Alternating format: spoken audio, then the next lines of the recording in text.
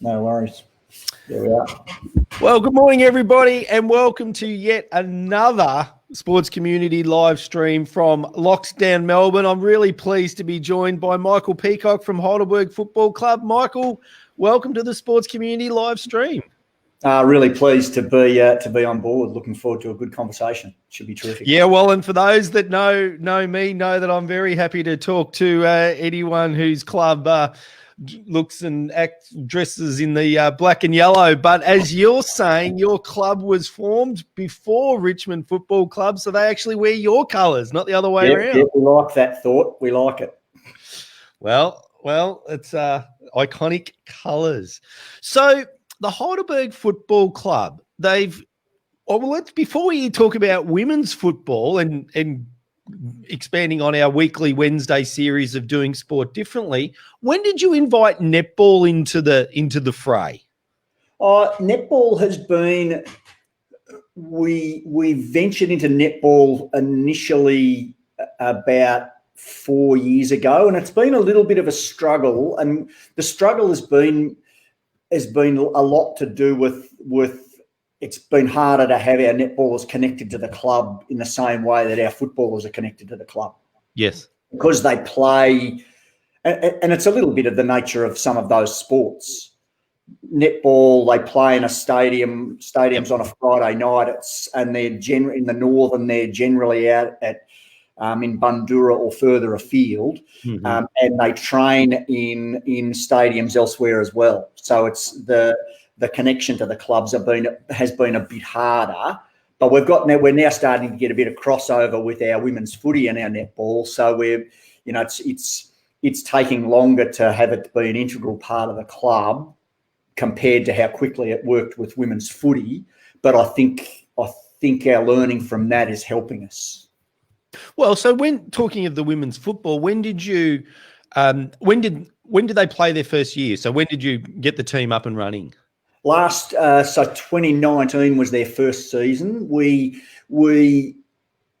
been on the committee and secretary for 6 years, and we had anticipated that we would always have a women's team. In that time, we discussed it, and we were looking at the false thought, I suppose, that we needed to have our juniors have their girls come through for us to then have a women's team. And so we looked at the numbers and had anticipated that this year would probably be the first year. And then at the end of 2018, we went, hang on, there's 3 or 4 girls playing in youth, girls finishing their juniors, whose dads are life members of the footy club, the yellow and black. We wouldn't really like to see them running around in another jumper somewhere else. So we thought, look, we'll pull the trigger and we'll go. And so we October 2018, we just said, righto, we're in women's footy, and it's going to be great, and we're just going to go really hard. And so we before the first practice match in the pre-season in 2019, we had 32 or 33 players. 5 of them had any previous football experience. Yeah, maybe 6, and it was fantastic. Well, it's funny, and to those that are watching live on the live stream today, good morning to you. You can join in the conversation at any stage just by typing your comment into the post that you're watching, and that'll come up, and we'll bring you into the conversation. So even if it's just to say good morning, welcome, and hope you enjoy the discussion. It's interesting, the theme that's come through. We had a coach from Shepparton United women's football team come on a couple of weeks ago, and their impetus was exactly the same things. Established life members or iconic people within the club going, hey, my daughter's not going to go and play in some other club colours. We better do something about this. So it's funny how that tribalism is alive and well. So when you put the word out, like, what was the response? Was it the junior girls? Was it the mums? Who made up that 34? It was really interesting. We had a few girls who lived locally who thought, footy, let's go and have a look. and then they brought their friends. We had, as I said, we had four players come out of our youth girls team that had finished in under 18s. And then we had just a whole range of people who'd never played footy, never really even thought about it, and then came and had a look. And as a result, we drew players.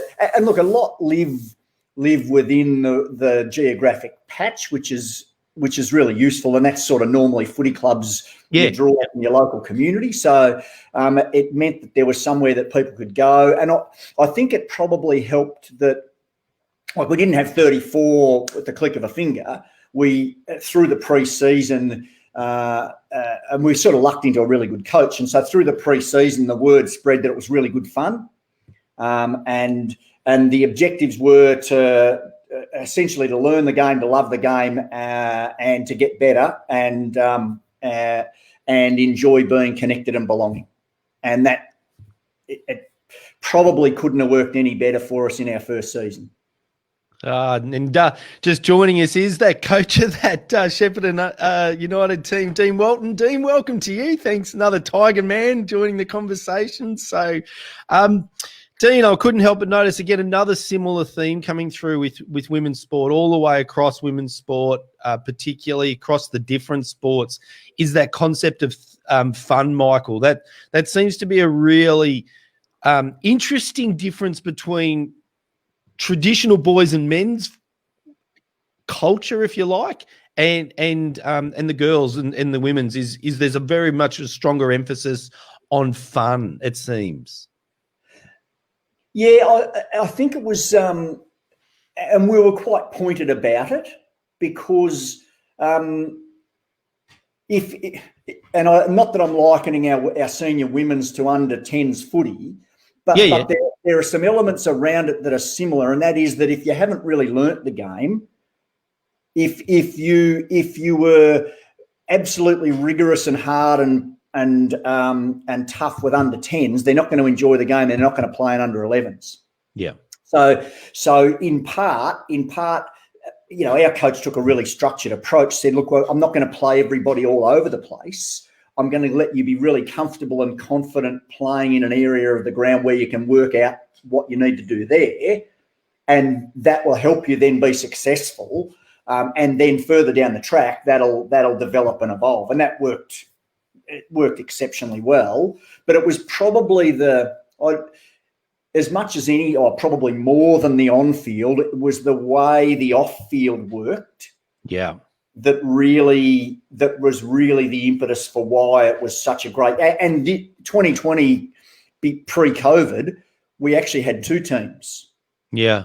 So we'd gone from nothing to fielding two teams in 2020 off the back of a really highly integrated key part of our club, that was the bit that was most rewarding. Like, the on-field was great because you want to be successful, and they were pretty successful. But the fact that we then attracted more and more, I think really helped.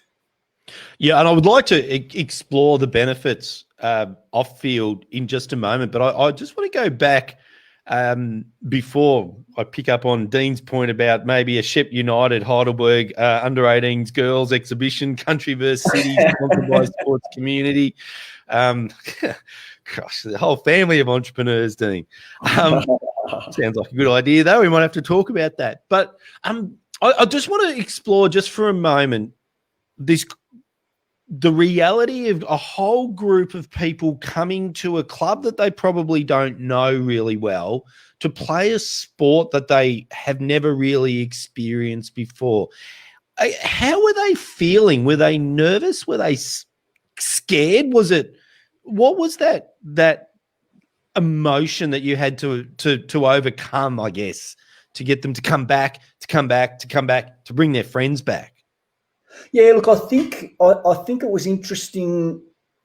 So a few of the things that we did, the pre-season, just because of the way facilities are in demand with cricket and everything else that's going on, our girls weren't training with our men's team. But as we moved towards the season proper, so there was a bit of trepidation about feeling like they belonged in the joint, if that makes sense. Yes. So as we progressed towards the season proper, and we started to then change our training timetable, what would be our normal season training, we made sure that, like, our Thursday nights it was a bit squashy on the one ground, but we had 19s men's, reserves men's, senior men's and senior women's all training on a Thursday night on the one ground, and then everybody into the rooms for dinner and selection. So straight away, it was a really conscious decision to say we got 4 teams now, not 3, and everybody's part of our club. And so the girls. I say the girls, but the women's team, the girls would come in. They were on, like everybody else, en masse in the rooms, and got their piece of turf. And we did a few little things that I think probably helped. So in terms of that connection and belonging and having people be comfortable. So, like, pre-round 1 jumper presentation, rather than just throwing their jumpers in the rooms on the Saturday before the game, there's a staggered start with men's and women's footy. So the women started a week earlier. So we ran the Thursday night dinner when everyone came into the rooms. All the women's jumpers were on coat hangers hanging from the ceiling, and there were 4 that were separate. So they were the girls of the life members, the daughters of the life members. So they got to present their daughters with their jumpers. But then we got all of the senior blokes to get up with corresponding numbers and give the senior women their jumper. Yeah. So there were little things that said, we're all part of the one footy club. Well, it's interesting comparing and contrasting how many clubs have brought in the women's teams, and let's go broader than football. We've got the traditional teams of a club, and then we're bolting on, for want of better terminology, new teams. And so often we see that the new teams just have to find a spot somewhere. Yeah, so it's the Sunday night, or it's the worst time for the worst, and it's the worst time for a reason. It's not convenient. It's not. But you've gone the other way. You've just made all things. You've just got teams. All your teams are considered equal within the club. Yeah, and it was. I do a lot of work professionally around organisational culture, and so we're really mindful of that. You need to actively establish the culture that you want, rather than hoping it turns out like you want it to. Yes. So we quite intentionally did things where, working with the Northern Footy League and the clubs that we were drawn to play, our first 2 games of this, often women's footy is normally scheduled on a Sunday, but the first 2 rounds of the season last year was still daylight savings. So we moved our 19s, reserves and senior men's back an hour and played our senior women's straight after the senior men's. So, and one of those was an Anzac Day game, standalone Anzac Day game. So our senior women got to do the same thing as our senior blokes do on Anzac Day, commemorative service. And it was, we're really conscious. You use the term bolted on. There's a lot of clubs that our girls played against. The women use separate grounds, separate social rooms, separate facilities, operate as an independent club, whereas if it's bolted on, because some people do it because they think they'll get better facilities if we've got women's, or they think we should because there's, we want our footy club to look like our community. Yes. So historically, it's been highly successful, but didn't always look like the rest of the community. Now it does, and we were really conscious about doing that. And it's a much more, it's a really welcoming and inviting place. So our vice president of our footy club, one of our captains of our women's team, coaches our under 13 girls. Yeah. I'm always interested as new teams come into clubs, how the traditional teams react and respond. So how did the men's team, that's been the spotlight since 1878, kind of been the focus? 1878, do I get that right? 76, yeah. Oh, look, I think it was interesting. I think it was the trepidation was a bit from all quarters because it was unknown, it was new. So some of our supporters sitting on the deck who've only ever been and watched blokes footy, to hear them going, "Oh, have a look at that Emma Rose. She's a jet. Oh, far out. How good she from the pocket." They were vested, and it didn't really. It really didn't take long for our blokes teams to get to just deal with this. This is what the club looks like. Yeah. It was, and it helps the fact that you go from having 70 people in your rooms on a Thursday night to having 110 people in your rooms on a Thursday night and the joints jumping. Yeah. Socially, it was really, every aspect was really solid. Yeah. So let's talk about the off-field now. What was what has been those benefits apart from more numbers in the social, et cetera, et cetera? What else? What's been the benefit that it's brought to the club that's starting to snowball, that you're growing now the women's side very quickly? I think the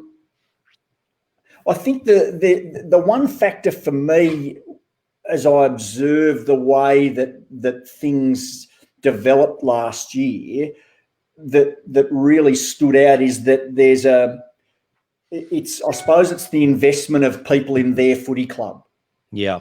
So whereas previously, again, none of it's good or bad, but previously the probably historically the blokes playing group expected that people would do things. Yep. Yeah, that's just because that was their learned normal. Yes. And our women's team didn't know anything different. So they didn't expect people would do things. They got in and did things. And then that starts to rub off. So others get in and do things. So it's just tweaked our normal underlying culture to one that's more inclusive and engaging and involving of all, whereas it was inclusive and engaging of some. Well, and in our experience across working with clubs and observing clubs across the country, across sports, the clubs that have got the longest periods of sustained success are those where you've got everybody contributing to the goals of the club. And I'm talking about off field, not on field, like the players will play and that's there. But those, when you look under the covers of really successful clubs that achieve their goals over a long period of time, the players and their supporters are all contributing in lots of different non-sporting ways. Compare that to the inverse, which is the committee does all the work type scenario. And I think that's what you're finding as well. Yeah, and we've been able to broaden. I mean, it's interesting. Our committee I described it's changed quite considerably because there's a much greater, there's a pretty a sound gender balance now that historically wasn't there. And again, it's not surprising that it wasn't there because it was a club that was predominantly blokes playing footy. Yeah. So the committee now has a really sound gender balance. So it's just so again, it brings that normalised practice that we look like the rest of the community, and people get involved and contribute. So it's it's been the difference that it's made to the place, I think, has been really significant and just exciting because it's the first home and away game they won against was unknown what the quality was going to be like, and so we happened to be a pretty reasonable side. So we were the only first-year team graded into the second division, and we ended up playing in the grand final in the second division of the Northern Women's Footy League, and it was immense. So that success also then helped. Yeah, because it was a bit infectious, and we sort of, we joked, there's that Heidelberg have been a highly successful club, over many, many years, and so now it was, well, we want to do the same with women's footy. Why wouldn't we? Yeah. So there was a bit of swagger. Well, and I think a club is enjoying their times when the words that they're using is exciting. I think exciting is almost the ultimate level of where a club's functioning really well, and a lot of that excitement. And again, it's much for us. We look much broader than on-field success, but it's exciting off-field. But you're talking about large numbers coming to the social events, coming to the Thursday night. You're staying, you're watching each other. I mean, that's just an exciting environment to be part of. Oh, my daughter played under 18 youth girls last year. So the last game that she played was the premiership that they won, which was magnificent. Through the season, particularly in the finals, our senior women's would turn up and watch the youth girls play, and it was just that everyone's up and about. Yeah, so, yeah. And as I said earlier, when our blokes we won the 2016 men's and seniors and reserves premiership, and everyone was up and about. So the fact that we've now got a women's team and we get everyone up and about when a women's team is striving for success as well. It's that whole, as I said, whole thing is we look like the community, which is, it's great. And just picking up on Dean's point, we still need to educate some of our people on full inclusion. So have you got people that are still a little bit resistant? And again, maybe resistance not the right terminology, because that'd be a bit negative, but traditionalists that kind of think that shouldn't be going down this path? I thought we would have, but we didn't. Yeah. Because people just engaged really well, and the inadvertent things are the things to work on. So there's one example that I've used that it's a really minor little thing, but when we were talking about, well, I said our first Saturday of footy in 2019 had 19s, then reserves men's, senior women's, and the commentary from people in the rooms was, are we going to play the main game earlier? Meaning the senior men's game. Yeah, yes. Because historically it's always been the main game. Yeah. And from a revenue and from it's still the biggest show in town at the club. But what we did is we changed the language. Yeah. So we don't use the term main game. We talk about what we're doing. And so we've played with it. What we're doing is we're playing our 19s men, our 19s, then our reserves men's, senior women's. No mention of main game. There's 4 games of footy, and each game is as important as each other game. So yeah, there was no overt resistance. There was just some having people get comfortable with stuff. Yeah, and language is very, very, very important, and we're learning that as we go through this Doing Sport Differently series. The future. What does it look like? Do you think that this is going to be the impetus for not just more players, but women going into coaching side, more women going into more volunteering roles, more women coming into the committee roles and senior executive roles within the committee? Do you see it as being a platform for that? Yeah, look, we're already getting, as I said, we've got a committee. For the last couple of years, our vice presidents have been women. We've got just about gender balance on our committee, which I think is really sound. I think the next exciting part will be, where do the coaches come from? Yeah. And I think it makes good logical sense that there are not many women's coaches coaching footy as a proportion compared to blokes coaching footy, just because women's footy is relatively new. I think within our current senior women's playing group, I would think I'd say there are probably 4 or 5 people who if they're not involved now in coaching juniors, which some of them are, which is unreal. I noticed Ash Riley, our vice president and captain, commented there. Gave me a bit of a rap too. Thanks, Ash. I think the thing that's going to be really exciting is when there's a really the development of coaches women's coaches to coach women's footy, I think will be is the progression that's going to be a really exciting one. Yeah, and I can see that progression. I mean, I'll just pick up on a little bit of language there. I think women's coaches coaching footy, and so yeah. Going through probably one of the best places to learn will be assistant coach of some of the men's teams, and getting access to the tactics and the thinking that and purely from an advancement point of view, that one sport's been going for 150 years and another's been going for one, or a couple, 3 or 4. So that's really, really cool. So look, again, I say this every week, Michael. I could talk to you for hours about what you've done, what your club's done. Sorry, and before I just hand over to you for a couple of tips for clubs going down this path.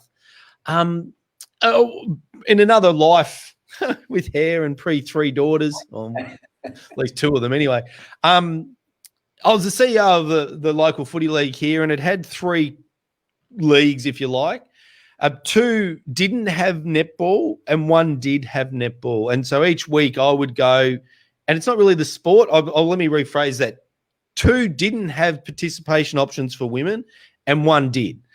And for each week I would go to 1 game and stay there for the whole lot, and maybe 5-6 hours afterwards, depending on the quality of the social side of the club.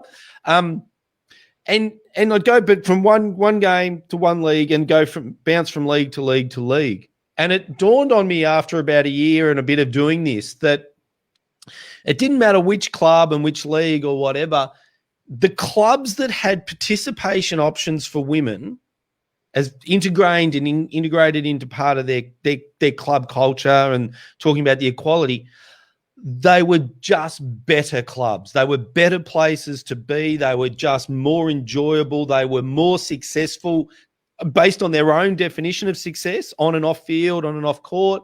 They were just better. And so we, this is in 2008, put into the strategic plan netball into the other 2 competitions. The traditionalists went berserk. And now a decade later, they think it's the greatest thing that's come platform to then start the women's football, and that's exploded as well. But it's not about the football or netball. It's about creating participation options within your club for different groups within the community. So that's what you've illustrated so wonderfully well. So I thank you for sharing the story. And Andrew, I'll copy you and Michael in, and you can continue to chat, because I've been struck by how similar the thinkings of 2 people heavily involved in women's football have been, city and country. So if you like, I will connect you up outside of this session. So Michael, thank you very much for being part of the discussion today. Been a pleasure. And if I was going to give anyone any pearls of wisdom, it would be that, it's got to be, you've got to be all in, and it's got to be what the purpose of a fully integrated, better club. And not just bolting it on. If it's bolted on, you're going to be in strife. Won't work. Whereas integrated, and so everyone's in the footy club or netball club up to their eyeballs, then it's not a bad place to be. And if you're wearing yellow and black, I can imagine it's a magnificent place to be. So before the comments come through, I will say, Michael, again, thank you very much. To Dean, thank you again for joining us. Ashley, your comments and giving a public wrap to Michael's fantastic. Wendy, welcome to you. So, Michael, we've gone to the city of Mandurah in WA. There are a couple of people kind of breaking the quarantine over there. But other than that, you're going beautifully in WA, Wendy. So until tomorrow, where I've got no idea what we're talking about, but we will work it out. And then Esport Friday. I'm Steve Pallas, Michael Peacock. Thank you so much for being part of our sports community. See you later.